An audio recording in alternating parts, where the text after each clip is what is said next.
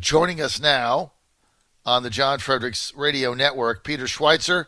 Peter, again, 5 times New York Times bestseller, including Clinton Cash. It's one of my favorite books of all time. And the New York Times #1 Secret Empires in March of 2018. And he's now got a new book out, Profiles in Corruption, available now Amazon or your favorite bookstore. Peter, great to have you again.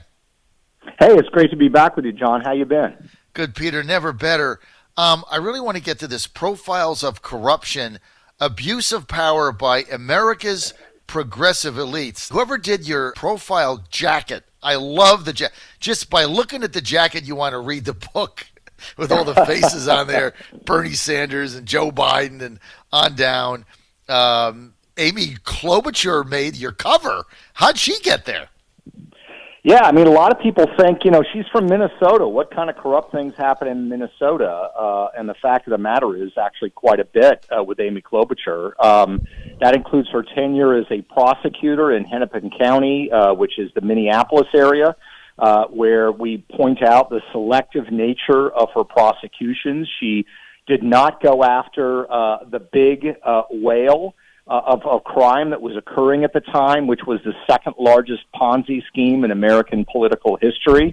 A guy that named Tom Petters, who had a political organization that backed Amy Klobuchar, and she never prosecuted him. The FBI later arrests him for running this Ponzi scheme. His first call while he's in custody is to Amy Klobuchar back in Washington, now a U.S. Senator, and she offers him legal advice on how to deal with the charges. Once she gets to the U.S. Senate, it's this great paradox, John. She votes with Bernie Sanders 87% of the time. So she's not as centrist as a lot of people think that she is. But at the same time, she's one of the top 3 recipients in corporate campaign cash donations. So how does that happen? Well, it happens because Amy Klobuchar practices a form of crony capitalism that's highly lucrative for her political coffers and also benefit for insider corporations that donate to her campaign. And as we point out, there are examples where you'll have a couple of dozen executives from the same company who make large donations to her campaign, and then literally within a couple of weeks, she introduces legislation that benefits that particular corporation. So it's pretty greasy stuff. So she doesn't take the donation from the corporation. She takes it from the individuals that are executives there whose compensation is tied to a good performance for their company, and then she gets the money, the checks cash, and then all of a sudden she's introducing stuff that would benefit the company and then secondarily benefit the executives in the company. That's exactly right. And look, this is, I think, an issue and a problem that exists in Washington, D.C. in general.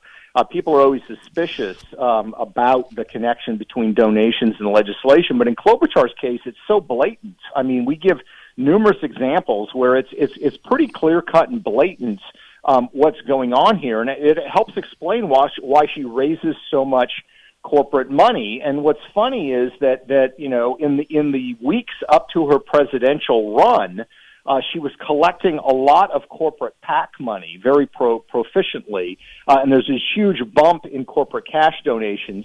Once she announces her presidential campaign just a couple weeks later, she then announces she's no longer going to accept corporate PAC donations. So, it's this very sort of slippery game between the perception she's trying to create and the actual reality. Yeah, take all the money, and then when you get all the money, say you're not going to take any more of the money because you already have all the money that's there for the taking. That's all right. Also, tell us about Warren. Elizabeth Warren. Yeah, a lot of people don't realize Elizabeth Warren's net worth is around $12 million. And while they pay you pretty well for teaching law at Harvard, you're not going to get to $12 million by doing so. What Elizabeth Warren did was she played one of the dirtiest games in Washington, D.C. People don't realize that back in the 1990s, she was hired by the U.S. Congress, paid by us taxpayers, to help rewrite portions of the U.S. bankruptcy law. And she talks about in legal affidavit in court cases where she specifically wrote part of the bankruptcy law. Okay, well, that's great. That's all good and fine. Here's the problem. while she is still being paid by taxpayers after some of her ideas are adopted and put into law, she goes to large U.S. corporations like Dow Chemical, and she says, these new laws are going to present challenges for you. If you hire me, I will help you navigate around the laws that I actually wrote. And she got hired by Dow Chemical, by Armstrong Worldwide, all these companies. She was paid the equivalent in today's dollars of about $1,000 an hour. And she made millions of dollars doing this. And this was helping corporations deal with class action torts. Dow Chemical had a big problem with, concerns about faulty breast implants and health issues they were causing. And so she, worked for the corporations to help them minimize their risk and their cost. It's certainly legal, but the reason that she was hired was because of her expertise, specifically the fact that she actually wrote the laws that were going to apply in this case. And it's, in my mind, a very dirty game. So Peter Schweizer, she writes the laws that are going to affect companies in bankruptcy, and then she goes to the companies of the say, here's the laws that I wrote that are going to screw you. Hire me so I can tell you how to not get screwed. Exactly. That's exactly it's right. It's unbelievable. It's a brilliant. It's a brilliant scheme. I mean, it's not illegal, and it is a brilliant scheme of how to get rich quick. Write the laws, and then go to the people that are going to be hurt by the laws, and which are the corporations, and then tell them how to navigate with her by paying her around the laws that she wrote to screw you. I mean, it's quite the scheme, man. It is. It's quite the scheme, and it also, though, I think challenges. I mean, she has her career has basically been arguing politically that she looks out for the little guy. That she really wants to hold corporations accountable. She was doing this legal consulting work beginning in the mid-1990s. She did it for more than a decade. And her job was to help the big guy deal with claims being made by the little guy.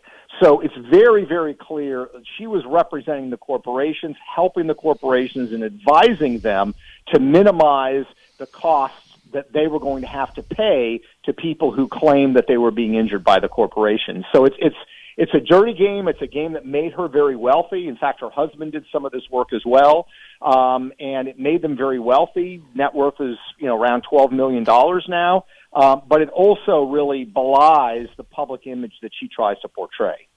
Let me just do an interruption here for a second. Big news flash. We're with Peter Schweizer. This new poll just out by Monmouth.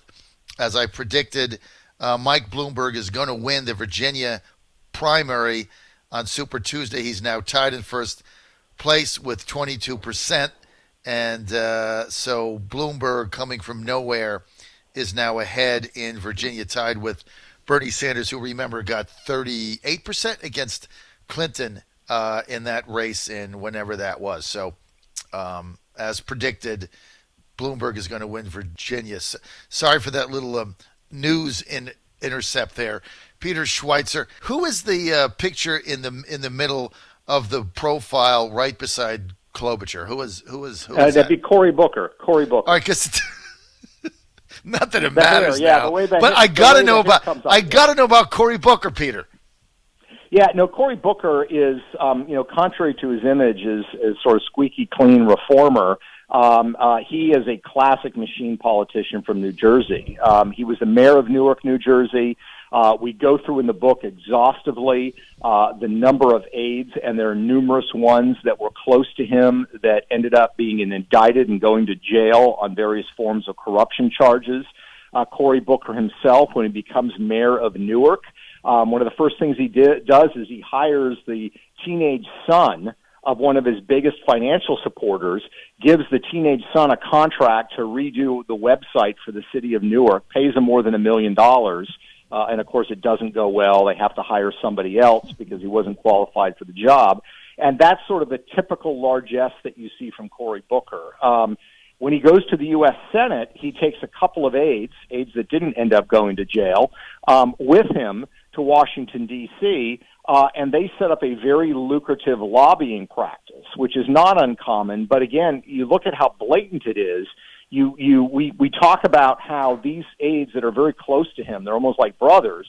The clients they get is directly correlated to the committee assignments that Cory Booker has. So when Cory Booker gets appointed to the Senate Foreign Relations Committee, these guys, for the first time ever, start lining up foreign clients. And there's very clear evidence that Cory Booker is doing multiple favors for the clients of these lobbyists who, of course, help run Cory Booker's political campaigns and raise a lot of campaign cash for him. Peter Schweizer, it's unbelievable. I mean, look, and I say this all the time, you have to live in D.C. during the week like I do to understand that it is the most corrupt city in America. And I'm sure if you want to do another book and start including Republicans, honestly, Peter, you'd find just as many, because the corruption there is nonpartisan. It's both ways. It's conservatives. It's moderates. I mean, it's unbelievable how they find a way to influence, peddle, and make money. It is the most corrupt city in America. And you don't... No question about it. You have to live there. And the best thing about what I do is on Friday afternoon, I get the hell out and come back to Southeast Virginia, to Virginia Beach, where you talk to real people. It's just unbelievable. I mean, Cory Booker goes to the Senate, brings his people. They set up a lobbying firm. They're lobbying. They're going to clients, and all the lobbying is on the committees that he's on. I mean, it's like printing money. It's unbelievable. Yeah. All right, I'm having too much fun with this, Peter. By the way, his new book, Profiles in Corruption, got to buy it. Amazon, your favorite bookstore. Peter, I'm going to also, if it's okay, I'm going to put this on my website so people can just link it there as a favor to you. Okay, I got to get to Bernie Bros. Now, we spent 2 weeks on our mobile radio bus, Peter. We were in Iowa, and then we were in New Hampshire. We did 16 cities in 2 weeks. I was on the air 7 days a week with my team. We went to 3 or 4 Bernie events. I mean, I got to tell you, he's got a movement. I mean, they're people, the Bernie Bros are fired up. They're enthusiastic. And they're not like kids that are living in your mom's basement wanting free stuff. I mean, they're a lot of people are younger, but they're very committed to Bernie. But let's go into his corruption. What's going on? Yeah, I mean, Bernie is kind of seen by a lot of supporters as kind of the John the Baptist of the progressive movement. He's the guy eating bugs and honey, and he's the voice crying in the wilderness. The reality is that, he has built up, millions of dollars through corrupt acts. Before he was elected mayor of Burlington, Vermont at age 39, he basically did not keep a regular job. I quote friends of his at the time saying he believed that other jobs were sort of moron work. He wasn't going to do it. He ran for the U.S. Senate in the 1970s. He collected unemployment insurance while he was doing so.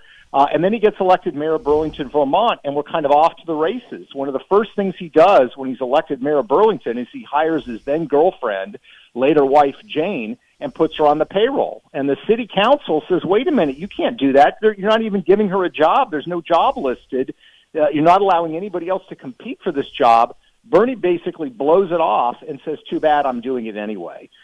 When he then runs for Congress, and then through his Senate tenure, he realizes one of the dirty little secrets in Washington, D.C., which is you can funnel money to people from a political campaign through media buy commissions. A lot of people don't know this, but if you run for the U.S. Senate and you hire me to do a media buy of, say, $1 million, I'm entitled to a commission.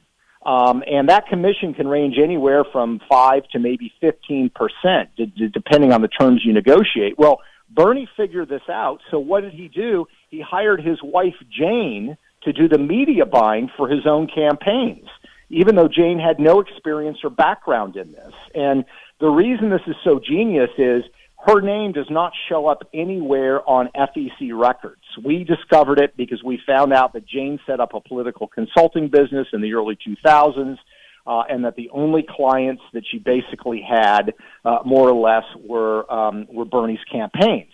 In a couple of other instances, she got media work for other campaigns, but it's very, very interesting. These were political allies of Bernie's. Bernie refused to endorse them.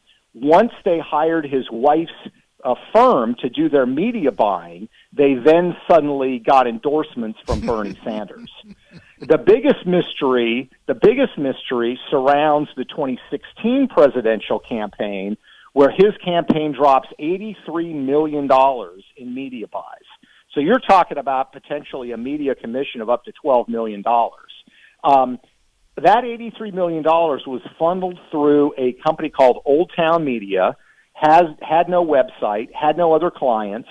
It was registered to a home in a cul-de-sac in suburban Virginia.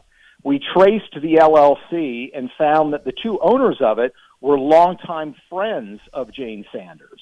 Now, in the 2016 campaign, she was asked by a reporter with a progressive publication what she knew about Old Town Media. Was she involved in Old Town Media?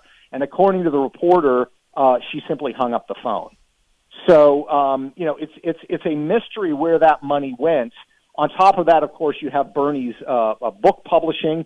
He's actually written more books than he has passed successful pieces of legislation. And he plays this interesting game, John, where his own campaigns have dropped more than $500,000 buying copies of his own books. So that any author would love that, right? This is unbelievable. Now, actually, what Jane did is not illegal, right?